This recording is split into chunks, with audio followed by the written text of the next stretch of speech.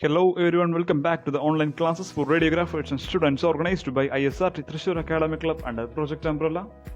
Episode 13, Anatomy for Radiographers Part 13, Axial Skeleton, Chapter 1. What's meant by axial skeleton? The bones forming the axis of the body. It's known as axial skeleton. From today onwards, for some episodes in future also, we are going to discuss about the skull. Lots of things are there to discuss in skull.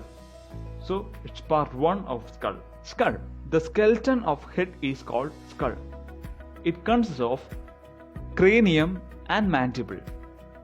The upper part of cranium forming the brain box is termed the calvaria, and the remainder of the skull forms the facial skeleton. So the skeleton of the head consists of cranium and mandible. The upper part of the cranium forming the brain box is termed the calvaria, and the remainder of the skull forms the facial skeleton. Skull, 2 parts, cranium and mandible. Cranium is again divided into calvaria or brain box and the facial skeleton. Then the functions of skull. The protection for brain, protection of special sense organs like ears, eyes, tongue, nose, etc., and protection of beginnings of the respiratory and digestive tracts. Then we are going to the bones of skull. The skull consists of 22 bones which are named below. Bones of calvaria, the 8 in number, and bones of face, 14 in number.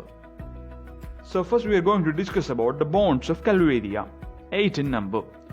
We can divide it into paired bones and unpaired bones. There are 2 paired bones and there are 4 unpaired bones. Paired bones are parietal, temporal. Unpaired bones, frontal, occipital, sphenoid and ethmoid. So frontal, occipital, sphenoid, ethmoid 4 plus 2 parietal and 2 temporal, so 8 in number. Then we are going to the bones of face, 14 in number. Again, this also we can divide it into paired bones and unpaired bones. There are 6 paired bones and 2 unpaired bones. Maxilla, zygomatic, nasal, lacrimal, palatine and inferior nasal concha are coming under paired bones, and mandible and vomer are coming under unpaired bones. So 14 face bones for facial bones plus 8 calvarial bones together forms 22 skull bones. Joints of skull. With the exception of the temporomandibular joint, which permits free movements, the skull bones are united by fibrous, immovable joints called sutures. How can we study the skull? There are some specific methods for the study of skull. The skull can be studied as a whole from the different views. Superior view of norma verticalis, posterior view of norma occipitalis, anterior view of norma frontalis, lateral view of norma lateralis, inferior view of norma basalis. So norma verticalis, norma occipitalis, norma frontalis, norma lateralis and norma basalis. Inferior of the skull can be studied under removing the roof or skull cap. The details of inferior cranial vault and the internal surface of base can be studied. The base is subdivided into anterior, middle and posterior cranial fossae, and the third method is the study of individual bones. Today we are going to winding up our session.